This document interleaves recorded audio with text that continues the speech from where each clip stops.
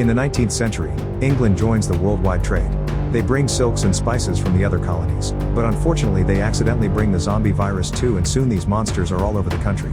Millions of people die and rise again as zombies with a hunger for brains, and the healthy citizens begin studying deadly arts from China and Japan.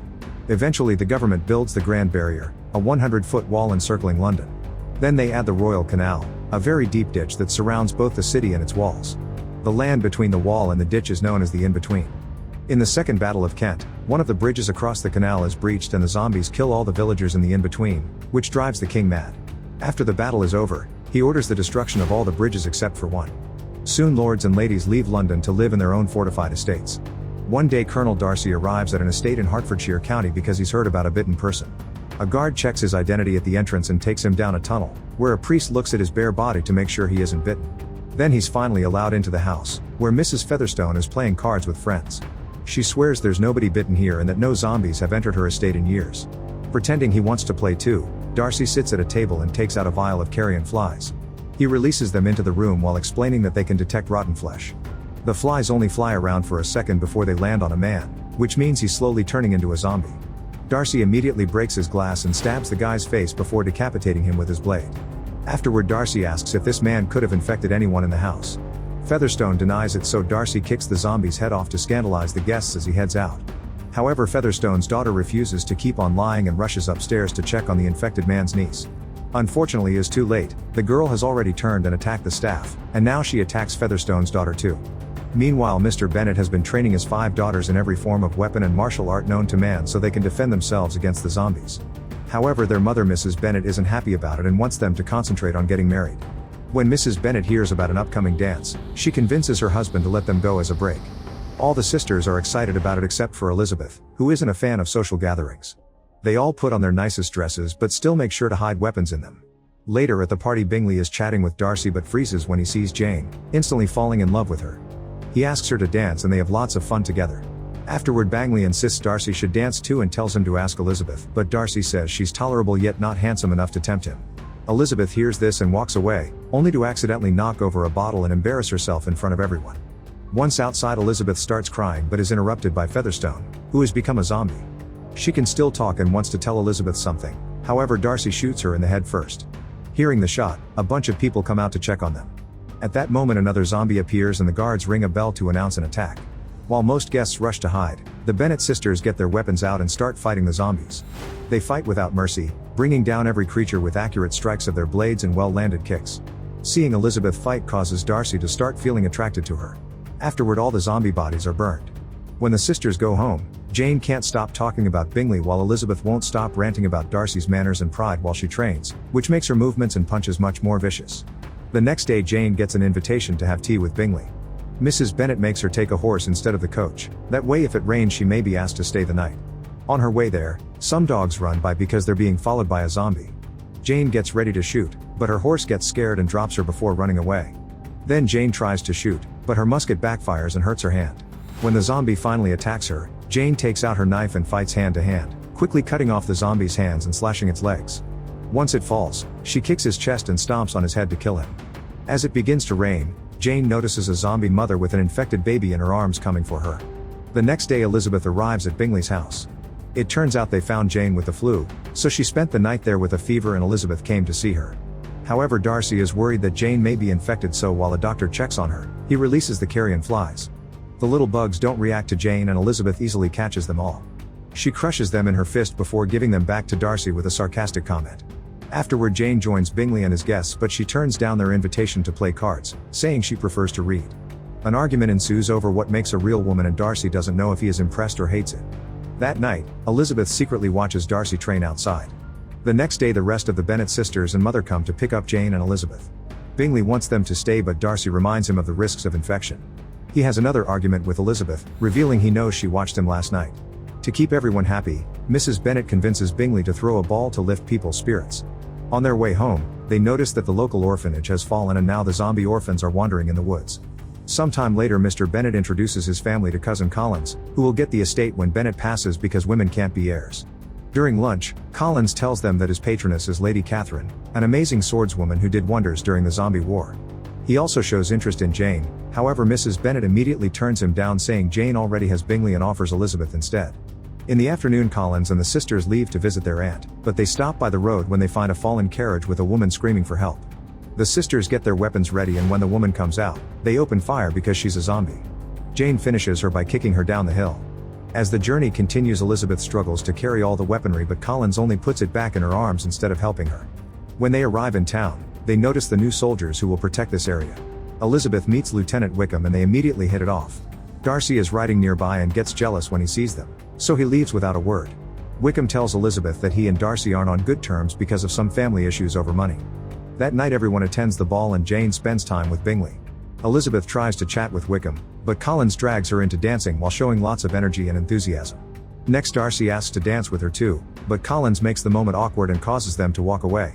On his way out, Darcy overhears Mrs. Bennet talking about Jane's future with Bingley and keeps emphasizing his money. Meanwhile, Elizabeth bumps into Bingley and they hear a noise. When they turn around, they see a servant being attacked by a zombie. The duo gets some axes and follows them downstairs, however the zombie grabs Bingley and makes him fall. Elizabeth immediately slides down and knocks the zombie down before checking on her friend, but when she looks up she discovers all the zombie orphans hiding down there. She asks them how they sneaked in and a kid says that their new friend showed them the way in.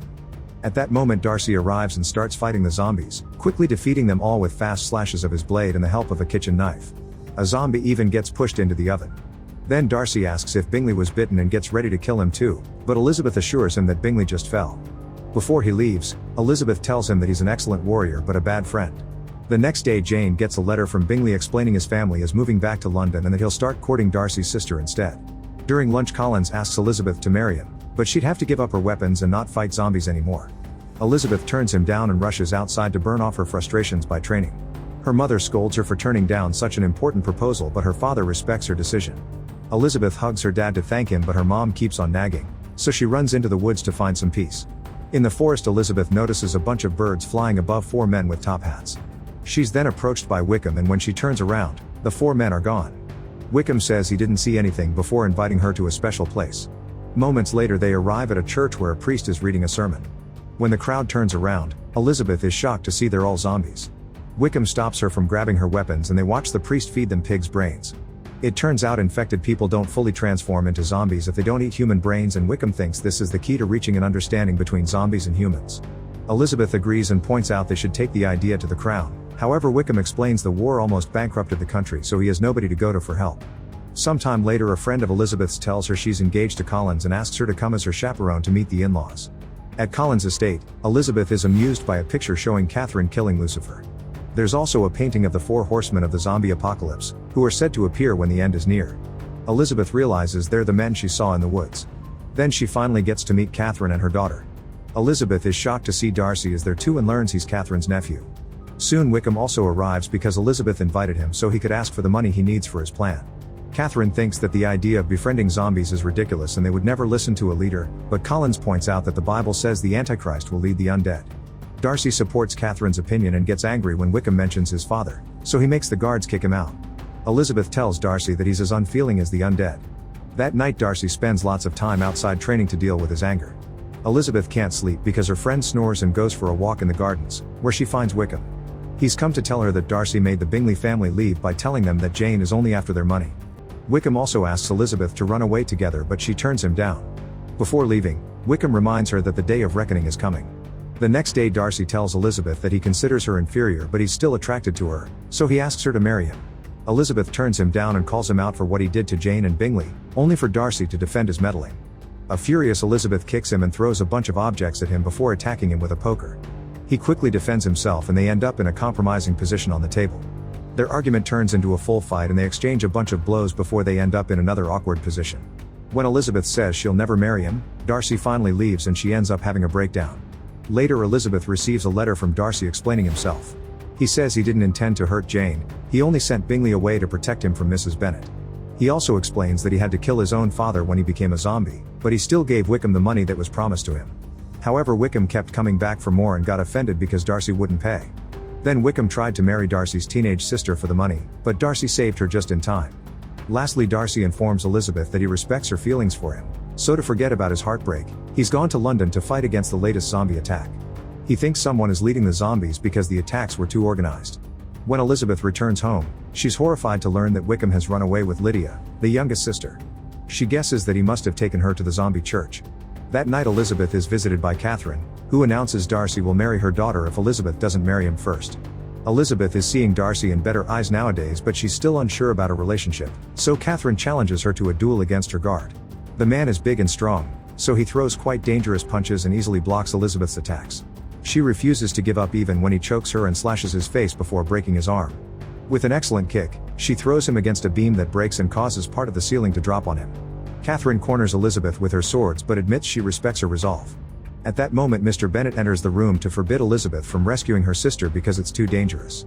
Jane volunteers to help, but Elizabeth doesn't want her to come because she wants her to protect the family.